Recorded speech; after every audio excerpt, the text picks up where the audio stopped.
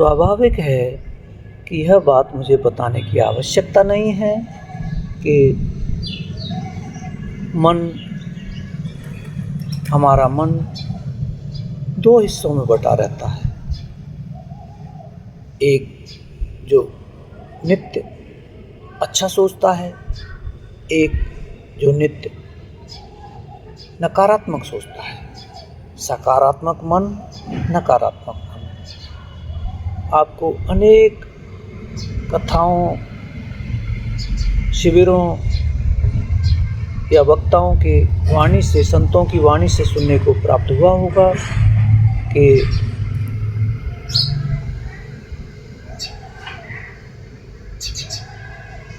सकारात्मक और नकारात्मक मन हर व्यक्ति के अंदर होते हैं। समझने के लिए हमारे मन में, हमारे मस्तिष्क में दो घोड़े होते हैं या दो कुत्ते होते हैं जो सदैव एक दूसरे के विपरीत काम करते हैं।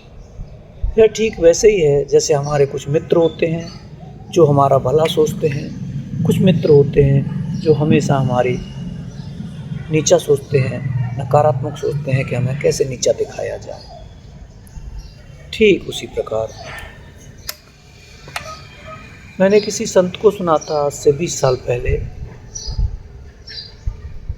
उन्होंने मन के अंदर दो कुत्ते होने के हिसाब से बात को समझाया। आप कोई भी दो जीव ले सकते हैं, दो घोड़े ले सकते हैं, दो पक्षी ले सकते हैं, सुर और असुर ले सकते हैं। संत जी ने कहा था कि मन के अंदर दो कुत्ते होते हैं, दोनों आपके द्वारा दिए गए भोजन पर आश्रित होते हैं।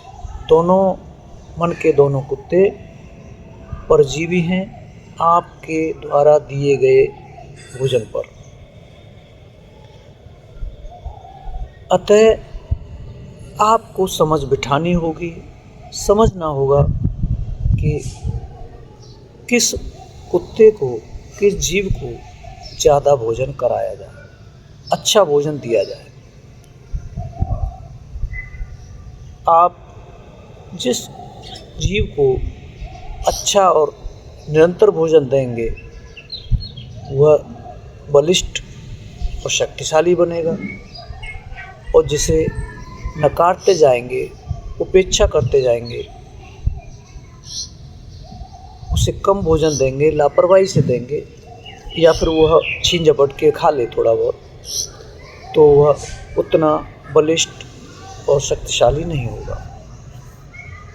जब आप किसी द्वंद्व में फंसेंगे, जो कि हमारे हर मनुष्य के दिनचर्या का हिस्सा है, प्रतिदिन हमारे सामने ऐसे विषय आते हैं जिनमें हमारा मन दाएं बाएं घूमता है, आगे पीछे चलता है, यह करें वह करें, यह चुने वह चुने। ऐसी स्थिति में जिस कुत्ते को, जिस जीव को हमने मजबूत किया है, शक्तिशाली बनाया है, वह हमारे निर्णय को अपनी ओर खींच ले जाएगा। एक रस्सा कसी वाला जो खेल होता है, टग ऑफ वार, उसमें कौन जीतता है? उसमें वही दल या वही लोग जीतते हैं जो शक्तिशाली होते हैं, जिनके पास पावर है, जिन्होंने अच्छा भोजन खाया है, जिन्होंने निरंतर अपने आप को बलिष्ठ बनाया है। बात को यहाँ से मोड़ देते हैं। चूँकि दोनों जीव हमारे ही भोजन पर, हमारे द्वारा दिए गए भोजन पर परजीवी हैं, तो हमें अपने विचार से, अपनी समझ से, अपने ज्ञानार्जन से, चिंतन और मनन से सकारात्मक पक्ष वाले जीव को निरंतर समृद्ध करना होगा। हमें अपने विचारों में सकारात्मकता को बढ़ावा देना होगा, यानी वह उस पक्ष को मजबूत, बलिष्ठ और शक्तिशाली बनाना होगा। तभी हम नकारात्मक विचारों वाले दूसरे कुत्ते यानी असुर या दानव से अपने सकारात्मक वाले जीव को बचा पाएंगे और उससे लड़ पाएंगे और हमारे निर्णय, जीवन के निर्णय सकारात्मक की तरफ कदम आगे बढ़ पाएंगे। यह समझना भी आवश्यक है कि यह कोई जोर लगाकर करने वाला कार्य नहीं है। यह कोई ऐसा कार्य नहीं है कि जिसे आप कुछ महीने या कुछ दिनों में एक टाइम टेबल के साथ पूरा कर सकें। यह कोई ऐसा कार्य नहीं है जैसे आपको व्यायामशाला जाकर, जिम जाकर अपने शरीर को, पाँवों की, टांगों की या बाजुओं की मसल्स को तैयार करना है, या अपने शरीर को, किसी अंग को मजबूत करने के लिए एक निश्चित कार्यक्रम के थ्रू काम करना है। यह एक वैचारिक कार्य है जिस पर आपका सोचने का दृष्टिकोण सबसे महत्वपूर्ण प्रभाव डालता है। आपको करना इतना है कि आप जब भी सोचें, जब भी किसी द्वंद्व में फंसे, जब भी किम कर्तव्य विमूढ़ की स्थिति के आसपास हो, उससे पहले ही सचेत हो जाए, अरे देखूं तो कहीं मेरा नकारात्मक पक्ष तो ज़्यादा हावी नहीं हो रहा है। मैं देखूं तो कि सकारात्मक बिंदु क्या कहते हैं।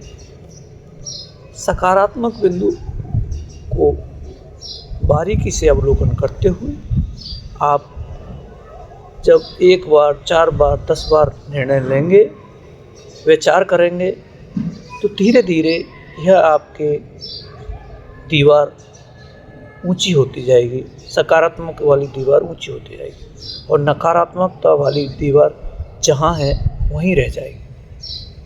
निश्चित बात है कि जब आपकी सकारात्मकता की सोच यानी वह दीवार ऊंची उठेगी तो आप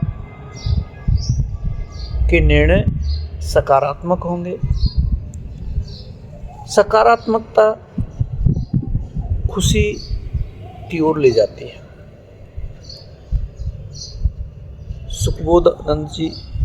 स्वामी सुखबोधानंद जी के एक कार्यक्रम में सुना था कि क्रोध दुखी रहने का परिणाम है। क्रोध दुखी मन का वैचारिक परिणाम है। जब हम नेगेटिव सोचते हैं, नकारात्मक बातों में फंस जाते हैं, हम अपने मन को नकारात्मकता की तरफ जाने से नहीं रोक पाते हैं, उस स्थिति में मन दुखी रहने लगता है। और जब हम निर्णय लेने के बिल्कुल नज़दीक होते हैं या हमारे निर्णय को कोई व्यक्ति पर हम बताते हैं और वो मानने को राजी नहीं होते हैं, तैयार नहीं होते हैं, तो वह क्रोध का रूप ले लेता है। उस समय सकारात्मक मन या पॉजिटिव विचार रखने वाला कुत्ता, मन का घोड़ा हमें कमज़ोर पड़ता दिखाई देता है और हम नकारात्मकता वाले घोड़े को, जीव को अपने ऊपर हावी होने देते हैं और वह हमें हाँकने लगता है। वह हमें अपनी गाड़ी में बिठा लेता है और हमें ले चल पड़ता है कि यह सही है। और उसी अवस्था में व्यक्ति को क्रोध आता है।